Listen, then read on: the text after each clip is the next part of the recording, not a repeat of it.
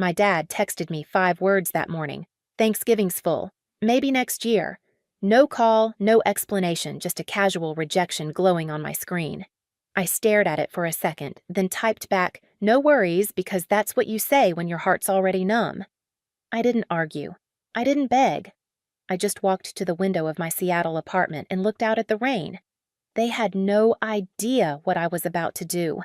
1 week later, while their house filled with laughter and wine, mine filled with light and music, 200 strangers eating at the ranch they didn't even know I owned. And when the photos hit Facebook, let's just say, the silence finally broke. Before I tell you everything, hit like and drop a comment. Have you ever been left out by your own family? Seattle rain always sounded like static against the glass, soft, endless, familiar. That morning after my dad's text, I sat in the quiet of my apartment and realized something I'd known for years in our family silence wasn't peace. It was exile disguised as manners. My name's Vera Stone, 32, the youngest of 3. My father, Robert, runs a logistics company that used to feel like the world's center.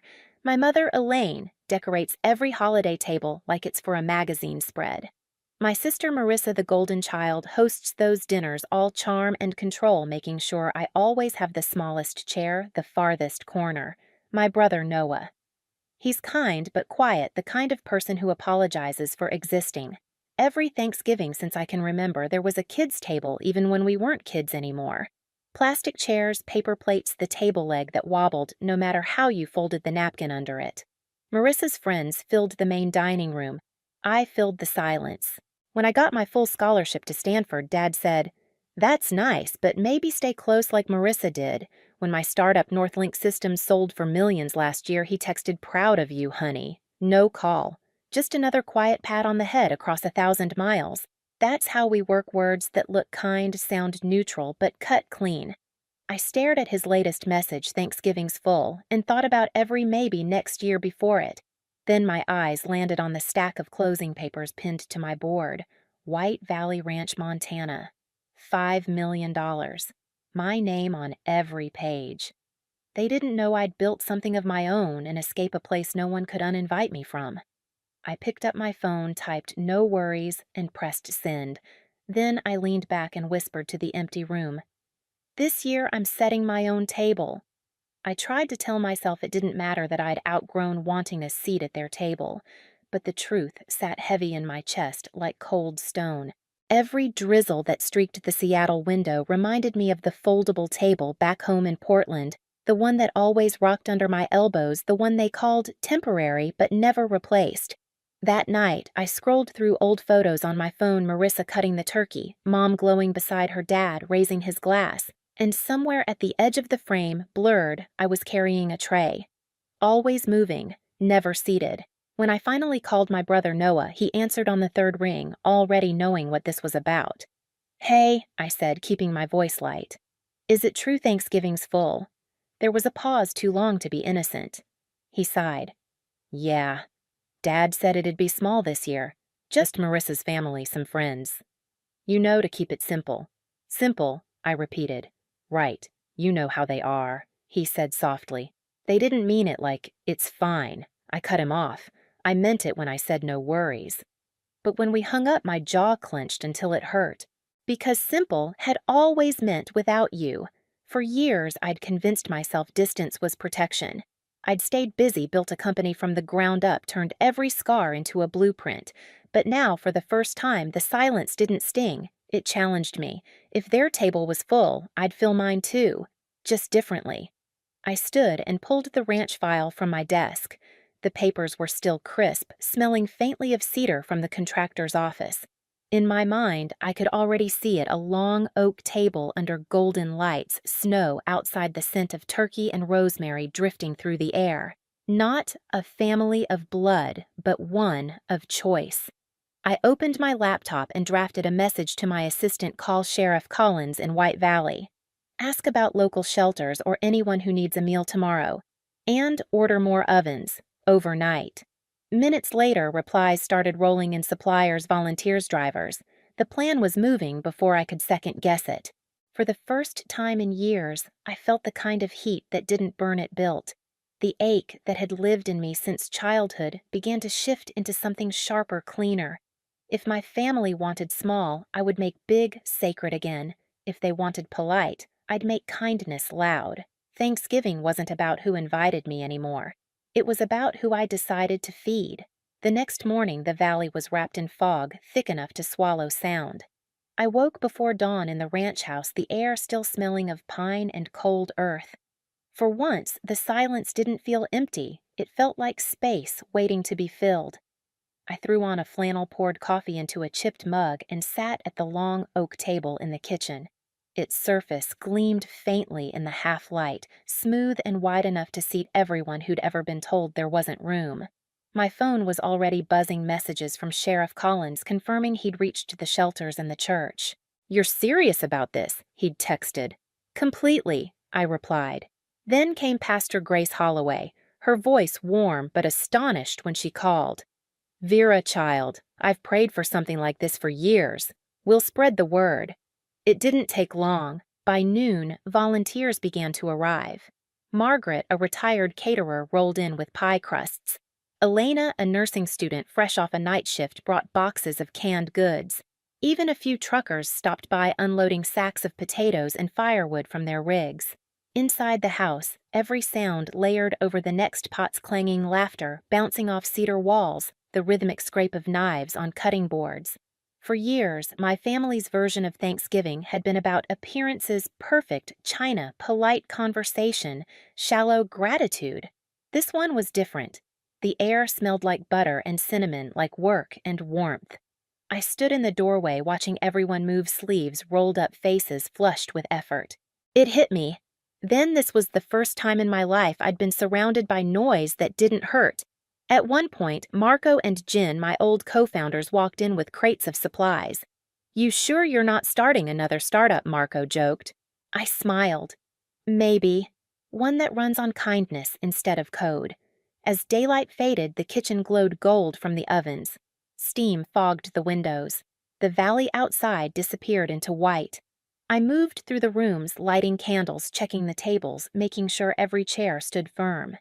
At the head of the hall near the fireplace, I placed a single carved chair for the one who felt unseen.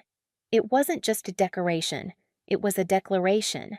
Standing there, I realized something simple but seismic. This wasn't revenge anymore.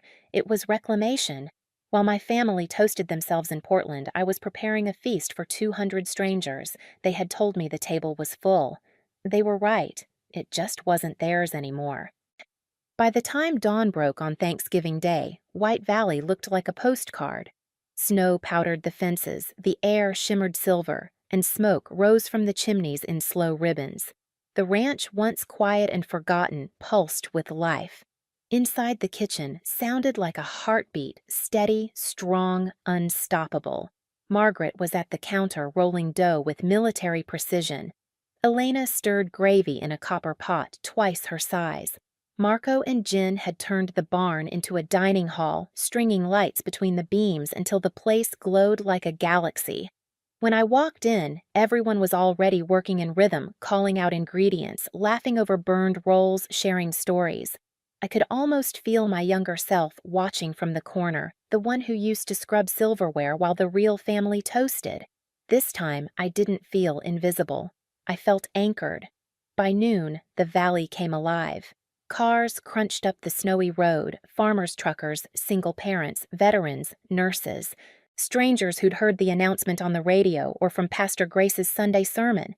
They arrived shyly at first, stamping snow off their boots, looking around as if waiting for someone to tell them they didn't belong. No one ever did.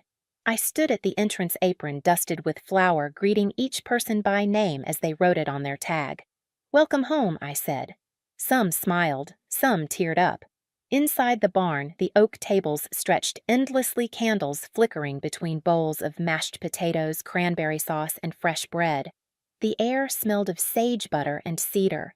Music played softly in the corner, a fiddle, a guitar, a voice humming something that sounded like hope. Then, just as we were setting the final dishes, Walt Briggs, a tall man in an old army jacket, stepped inside. His beard was graying, his hands shaking from the cold. "Am I in the right place?" he asked. You are, I said, pulling out a chair. He sat slowly, his eyes scanning the hall. It's been 10 years since I've had Thanksgiving with anyone, he whispered. When the meal began, voices filled the air, soft at first, then louder, warmer. Plates clattered, glasses clinked, laughter rolled like music. People who had walked in as strangers began leaning into one another's stories. At one point, Pastor Grace stood and raised her glass. For the table that never runs out of room, she said, and for the woman who built it. I shook my head, smiling. No, I said, for everyone who showed up. Then Walt stood up. His chair scraped the floor and the room quieted. He held his glass-high voice steady but thick with emotion. I lost my wife in 2013, he began. Since then, I've spent every Thanksgiving alone, usually with a frozen dinner and the TV for company. But tonight, his voice cracked. Tonight feels like she came back for a visit. No one moved. Then, one by one, people began to clap. Slow, heavy, honest. The sound rolled through the hall until even the rafters seemed to hum with it. Walt smiled through tears, sitting back down as laughter followed the applause. That was the moment I realized I wasn't trying to prove anything anymore. I wasn't building a better version of their table. I'd built something entirely new. Later that night, someone took a photo me standing behind the long table, candles' glowing faces turned toward one another in laughter. They posted it online with a caption, "If your house doesn't have space, Montana does." By morning, the post had gone viral. Local news called it the Open Table Thanksgiving. Photos spread across Facebook. Walt's smile, the carved chair by the fire, the sign over the barn door that read, "Everyone has a seat," and then my phone started buzzing. At first, I ignored it. But when I saw the names Dad, Mom, Marissa, my chest tightened. Message after message. Dozens. Dad, what the hell did you do, Vera? The whole town's talking. Mom, people think we excluded you. Do you know how that makes us look, Marissa? Wow. Couldn't let me have one day without making it about you? Huh. I stared at the screen, the same glow that had carried their rejection, now carrying their outrage. I picked up the call when it came again. Dad's voice burst through. Vera, you made us look heartless. I took a sip of coffee, staring at the empty plates around me. Did I? Mom's voice cut in, gentle but trembling. We just wanted a small Thanksgiving, honey. Small, I repeated softly. You mean selective? That's not fair, Dad snapped. We thought you were busy anyway. I was, I said, feeding 200 people you didn't have space for. There was silence, long and fragile. Then another voice joined the call. Aunt May. I've heard enough, she said, calm but razor sharp. Robert, Elaine, you've been setting a table for 4 your whole lives and acting surprised when one seat stays empty. Don't you dare blame her for finally building her own. No one spoke. Even Marissa's breath caught. You talk about family like it's decoration, May continued. Vera showed the world what it actually looks like. I didn't say anything. I didn't need to. The truth was already echoing in their silence. Finally, I said quietly, You told me Thanksgiving was full. You were right. It was full of the right people. Dad exhaled hard. You made us look bad. I smiled faintly. No, Dad. You did that all by yourself. The line went dead. Outside, snow was falling again, blank and endless. Inside, the fire burned low, and the last of the volunteers were sweeping crumbs into their hands, still laughing softly. For years, I'd tried to earn a seat at their table. I didn't realize until now I'd outgrown it. That night, as the valley fell quiet, I walked to the carved chair near the hearth. The wood was warm under my hand. For the one who felt unseen, I whispered, Looks like they finally saw. And for the first time in my life, I didn't need to be invited anywhere. I was already home. By the next morning, the ranch smelled like the aftermath of joy. Wood smoke, butter, and candle wax still hanging in the air. The long table was covered in crumbs and wax strips, a battlefield of gratitude. Outside, snow had buried every footprint from the night before, as if the valley itself wanted to keep the memory untouched. I sat by the window, coffee cooling in my hands, scrolling through photos people had tagged me in. Veterans, nurses, families all smiling beneath the banner that read, "Everyone has a seat." Dozens of captions said the same thing: faith in humanity restored. Wish I'd been there.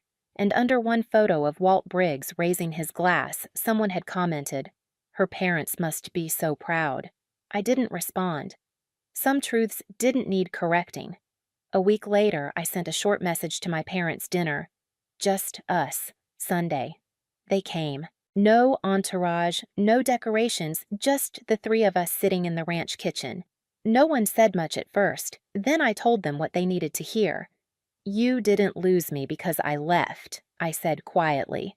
"You lost me because I stopped asking to belong." Mom's eyes welled. Dad's hands tightened around his mug. For once, they didn't defend, didn't explain, just listened. When they left that night, Mom lingered at the door, looking out at the snow. "You made something good, Vera," she said softly. After their taillights disappeared, I stood for a while in the silence. It didn't feel lonely anymore. It felt earned. The following week, I hung a new sign over the barn. The open table, every Thanksgiving. It wasn't about proving a point anymore. It was about keeping the door open for anyone who'd ever been told there was no room. Every year since the ranch comes alive again when the first snow falls. Lanterns glow, the tables stretch long, and strangers walk through the doors as if they've always belonged here. Veterans, nurses, truckers, neighbors, no one asks who you are, only if you're hungry. I still carve the same chair by the fire, the one that reads, "For the one who felt unseen."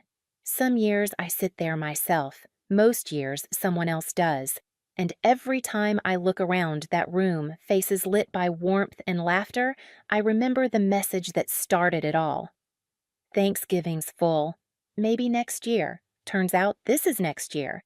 If you've ever been left out and built your own table instead, tell me where you're watching from, and don't forget to subscribe for more stories like this.